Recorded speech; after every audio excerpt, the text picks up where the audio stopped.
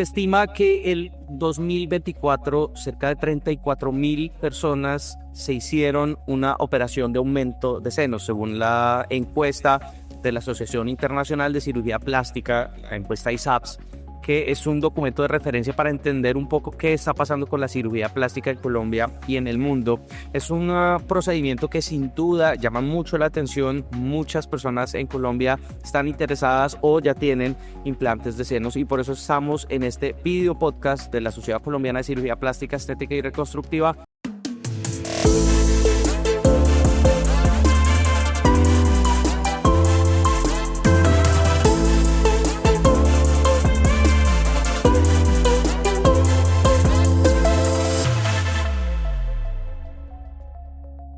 La doctora Marcela Sánchez. Doctora, bienvenida a este video podcast de la SCCP. Muchas gracias por esta invitación, espero poder responder tus preguntas. Y también estamos con el doctor Alejandro Duque, experto también de primer nivel en estos temas. Doctor Alejandro, muchas gracias por aceptar esa invitación. No, muchas gracias a la sociedad por la invitación, y es una genial idea que los pacientes tengan información de primera mano.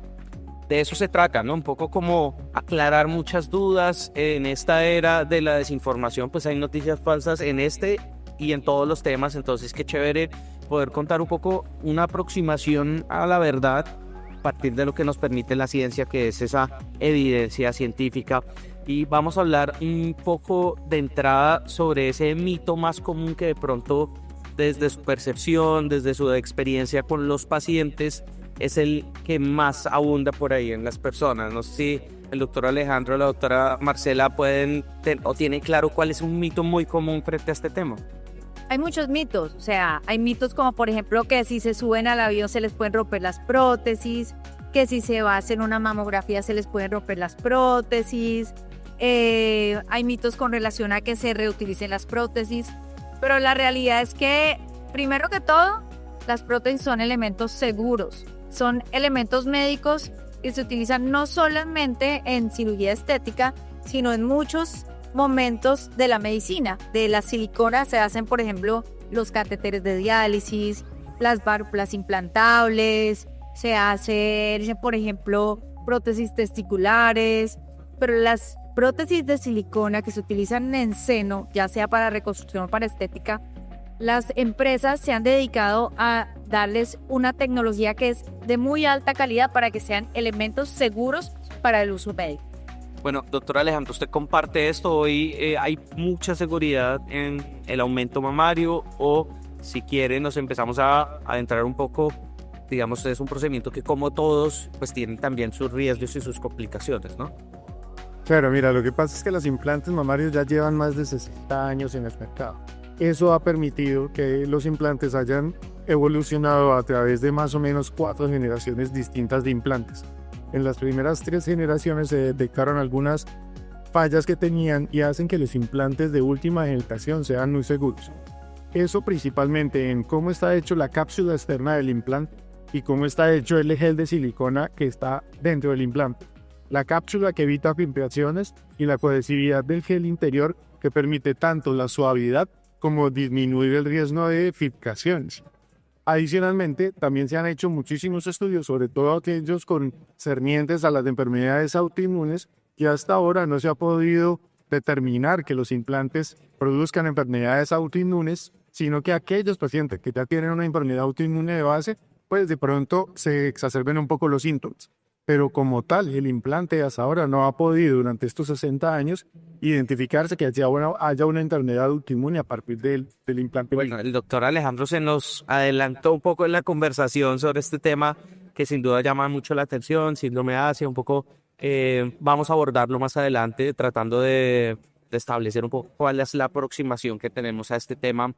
Pero hablemos un poco sobre la calidad y profundicemos en eso mejor. A ver, doctor Alejandro, en la calidad de los implantes. Una pregunta común yo creo que le hacen a ustedes: ¿de qué están hechos? O sea, si es necesariamente silicona y cuáles son las ventajas que puede tener el desarrollo de nuevos materiales en este procedimiento. Pero mira, tradicionalmente los implantes de silicona tienen 2 componentes principales. Uno era la solución salina y otro era la silicona.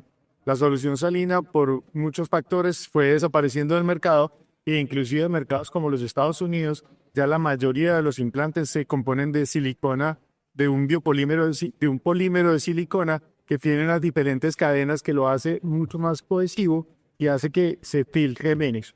Y adicionalmente también permite pues desarrollar diferentes formas de implantes que los necesitamos, por ejemplo, en cirugías reconstructivas, donde los implantes tienen una forma de seno que llamamos anatómicas. Entonces, el desarrollo y el compromiso de las compañías por brindar implantes seguros, pues ha permitido que en estos momentos contemos con un alto nivel de seguridad para nuestros pacientes. Doctora Marcela, duda común que nos han escrito en las redes de la Sociedad Colombiana de Cirugía Plástica Estética y Reconstructiva. ¿Cada cuánto se tiene que cambiar los implantes? Buena pregunta porque hay un tema y es la garantía de los materiales. Todas las prótesis tienen una garantía. La recomendación de la FDA es que una vez se vence la garantía, lo ideal sería cambiar los implantes. Algunos implantes tienen garantías de 10 años, otros tienen garantías de 5 años, otros tienen garantías un poco más extendidas. La recomendación es que si tú tienes, yo se lo como mucho a mis pacientes así, un Ferrari, y andas las llantas y las llantas y las llantas, en algún momento el material se va a desgastar y van a haber necesidad de cambiar. Lo que sí es cierto es que el día que nosotros ponemos una prótesis, tenemos que decirle a un paciente que tarde o temprano va a necesitar un cambio de prótesis. En algún momento, la recomendación es que una vez que se venza la garantía, hagamos los estudios necesarios para ver cómo está la calidad del implante y si hay alguna duda, pues lo ideal sí es cambiar el implante. Hay una recomendación entonces es consulta periódica después de... Claro, o sea, yo pienso que las pacientes tienen que tener una consulta periódica después de una mamoplastia de aumento con su cirujano plástico.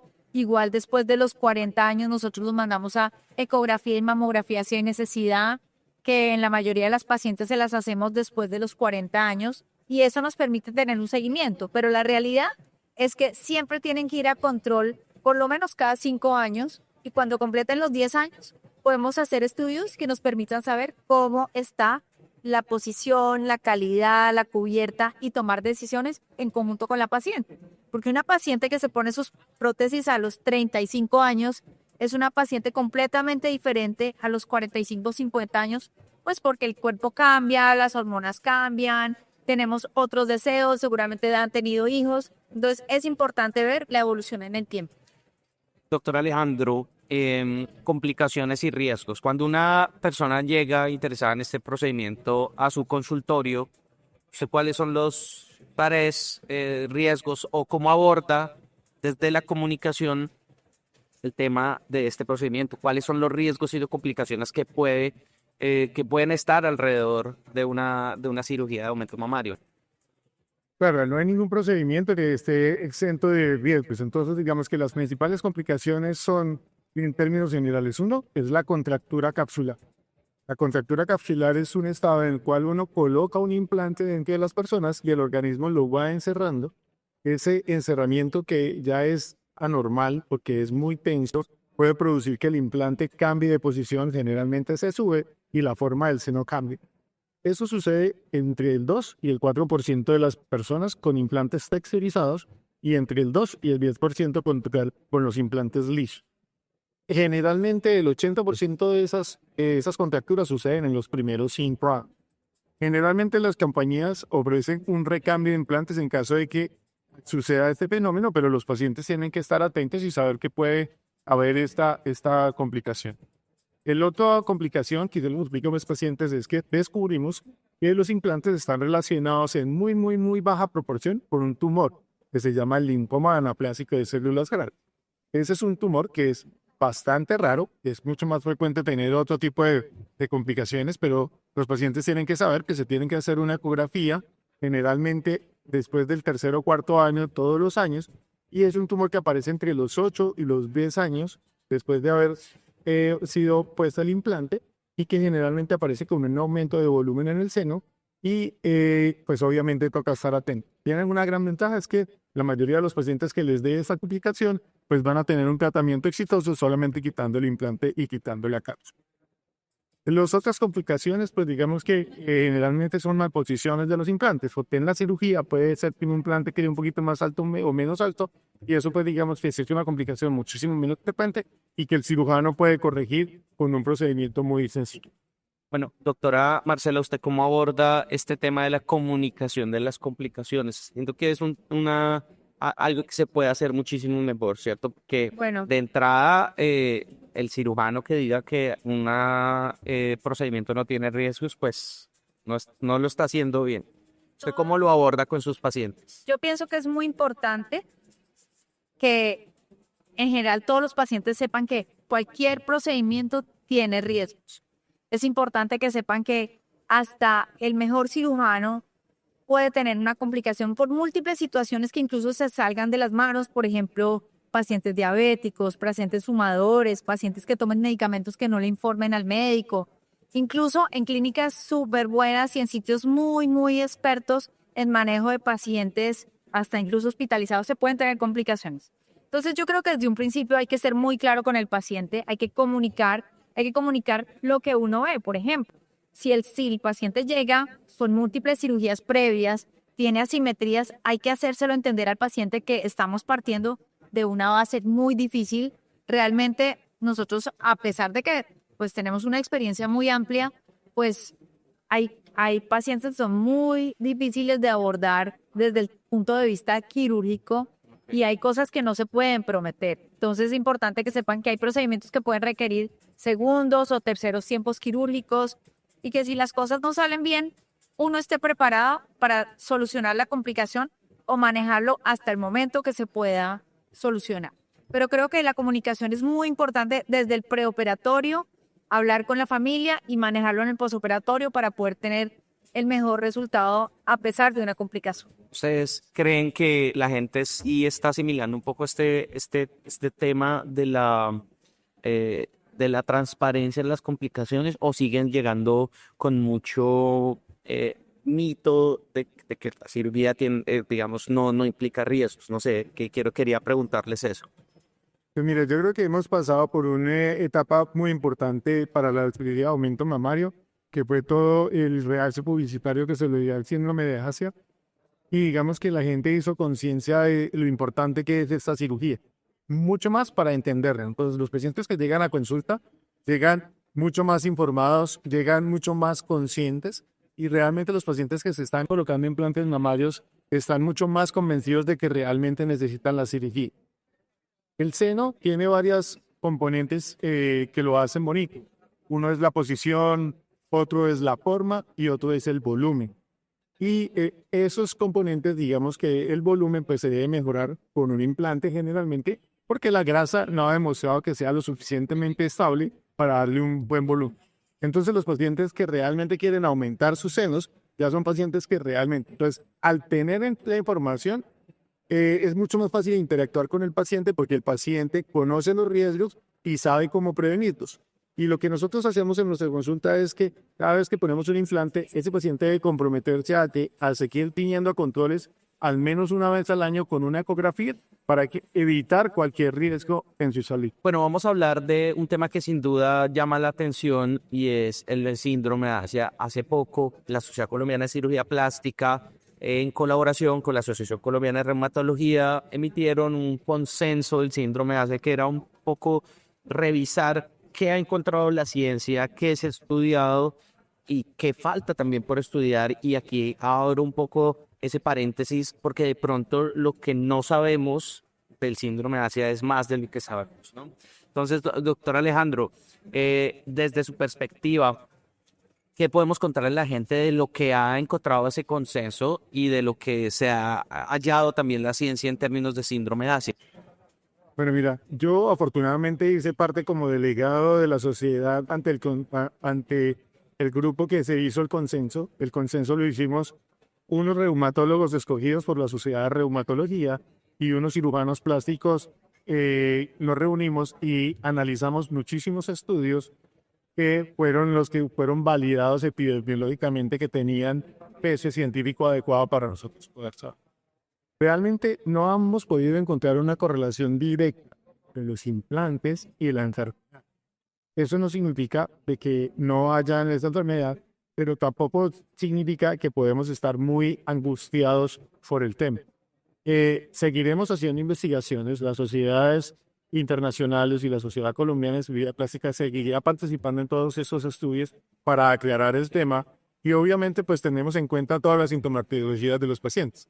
Lo más importante es que los pacientes no pueden descuidar. Si tienen unos síntomas, no pueden ser achacados solamente a los implantes, sino que deben ir a buscar una causa mucho más importante para poder solucionar el problema. Porque también hemos operado a muchísimas pacientes pensando que tienen síndrome de Asia y esos pacientes no se han mejorado. Entonces esos pacientes han perdido la oportunidad de iniciar su diagnóstico más rápido y siguen con sintomatología. Nosotros creemos que los síntomas existen y que los pacientes tienen angina y hipertensión. Lo que podemos pensar es que pueden no ser siempre los implantes los que produzcan esta sintomatología. Al final, ustedes me corrigen, pero, o sea, tal vez se ha esforzado mucho en hallar la causa y en poco en tratar los síntomas. De pronto, justamente por eso las personas no tratan síntomas. Te voy a decir un dato que es muy importante en relación al denominado síndrome de Asia, que yo prefiero llamarlo enfermedad asociada a implante mamario, que es el término que se utiliza internacionalmente. Lo que sí se ha visto es que no necesariamente tiene que ser por la silicona, sino que existen muchos adyuvantes que pueden generar reacciones inflamatorias sistémicas y que la gente no sabe que tiene. Por ejemplo, tatuajes, piercings, elementos que contengan plomo, vacunas, medicamentos. Entonces, hay tantas cosas que pueden tener alteraciones que pueden generarles síntomas a los pacientes que no es solamente la presencia o ausencia de silicona. Tanto así que los estudios en pacientes que tienen silicona por otras causas médicas, pues no presentan esta lista de síntomas que presentan las pacientes que refieren tener enfermedad asociada a implante o síndrome de Asia. Lo cierto es que esto es algo que está en investigación y que nosotros tomamos muy seriamente y que hasta el momento la seguridad de los implantes está demostrada. De hecho, lo utilizamos en cáncer de seno, pero no descuidamos o no desatendemos los pacientes que tienen síntomas. Claramente, si un paciente está presentando síntomas, está incómodo con sus implantes y no quiere tenerlos más, nosotros los acompañamos en ese proceso, les ayudamos a que ese seno quede lo más lindo, armónico y bien reconstruido posible y adicionalmente lo seguimos en el tiempo.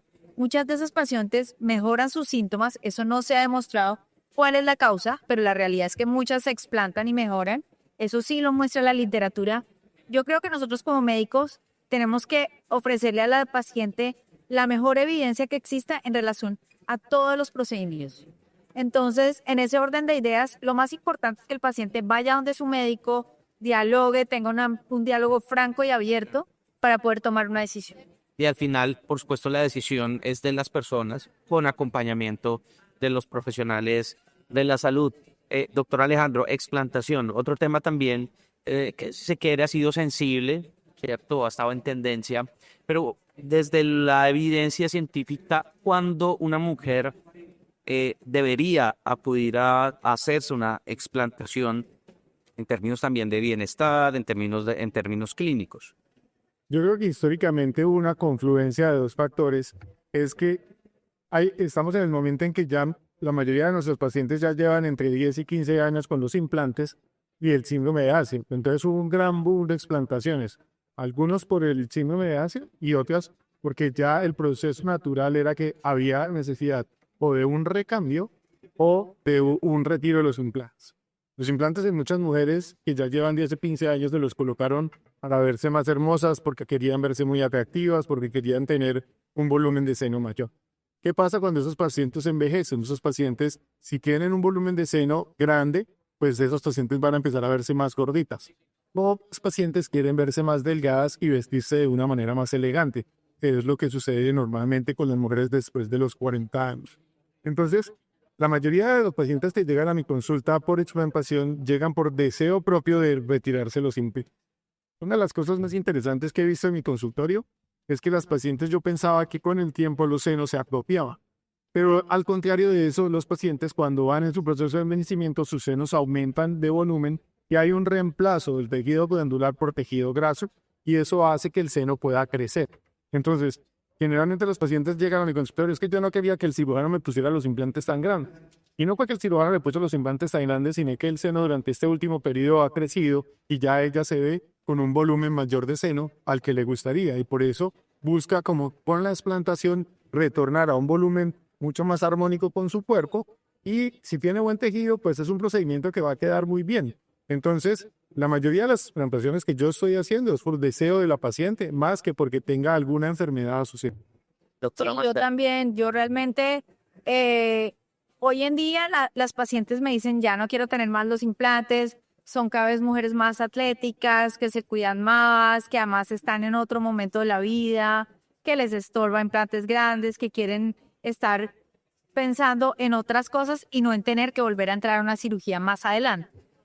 Creo que la explantación es una cirugía muy difícil, creo que hay que hacerla muy bien hecha y que de todas maneras también hay que aterrizar las expectativas del paciente para que entienda que va a tener un volumen menor, pero la mayoría de mis pacientes eso es lo que quieren, tener un seno más pequeño, no depender de un implante, no pensar en tener que ir a una cirugía más adelante. Entonces creo que realmente la explantación va a continuar haciéndose y creo que en un momento de la vida es un procedimiento ideal para una mujer. Bueno, un mensaje final agradeciéndoles por supuesto al doctor Alejandro, a la doctora Marcela por estar en este video podcast. Estamos estrenando de la Sociedad Colombiana de Cirugía Plástica, Estética y Reconstructiva. Para las personas que tienen la inquietud, que de pronto ya sea o que quieran hacerse un aumento o que quieran hacerse una explantación, ¿qué le podría decir a cada uno, a esa persona que tiene esa inquietud y que por supuesto pues desea acompañamiento de un profesional de la salud, ojalá miembro de la Sociedad Colombiana de Cirugía Plástica, Estética y Reconstructiva? Pues yo realmente el primer consejo que le daría es que tenga muy claro qué es lo que desea. Segundo, que tenga el tiempo y la disposición para hablar y aclarar todas sus dudas. Y finalmente, que se asegure que la persona que le va a hacer el procedimiento sea una persona idónea, entrenada y que tenga experiencia en el procedimiento para que el resultado sea lo mejor posible. Entonces, doctor Alejandro. Yo creo que es muy importante que los pacientes siempre entiendan que los cirujanos plásticos estamos para ayudarles a cumplir sus objetivos. Y pues digamos que dentro de los objetivos, los implantes mamarios son una herramienta. No es la única cirugía que sabemos, sino es la única cirugía que nos gusta promocionar, sino que es una herramienta que tenemos para lograr los objetivos. ¿Esto en qué consiste? Que si el paciente tiene poco volumen, posiblemente un implante sea la mejor solución. Pero hay pacientes que tienen los senos caídos, hay pacientes que tienen más volumen del que quisieran, hay pacientes que tienen asimetrías, hay pacientes que tienen alguna alteración genética que también hay que corregir, y hay pacientes que tienen algunas enfermedades como el cáncer que necesitan ser solucionadas, y dentro de ellos hay varias técnicas reconstructivas. Entonces los cirujanos siempre pensamos en todo. Primero, nunca cedemos ante la seguridad de nuestros pacientes. Pensamos cuál va a ser la mejor técnica y más segura para cada uno de nuestros pacientes. Entonces es muy importante que si algún día estás pensando en hacer una cirugía mamaria, acércate a alguno de los cirujanos, coméntale cuáles son tus inquietudes y él posiblemente te va a ofrecer con el mayor margen de seguridad la mejor técnica para resolver tu problema. Entonces no estamos sesgados porque siempre queremos colocar implantes. No, es una herramienta que va a ser parte de todo lo que podemos hacer con la cirugía. ¿Cómo se sintieron? ¿Chévere? Bien, buen espacio. Espero que no sea la primera vez que pasan por este video podcast de la Sociedad Colombiana de Cirugía Plástica, Estética y Reconstructiva. De verdad, muchas gracias por los conceptos, por los consejos. La gente tiene dudas y qué bueno que sean ustedes los que puedan resolverlas. Así que muchas gracias a ustedes también por ver este episodio del video podcast de la Sociedad Colombiana de Cirugía Plástica, Estética y Reconstructiva. Dele like, suscríbase, comparta y por favor también déjenos sus inquietudes en las casillas de comentarios. Muchas gracias. Nos vemos en un próximo episodio. Chao. Chao.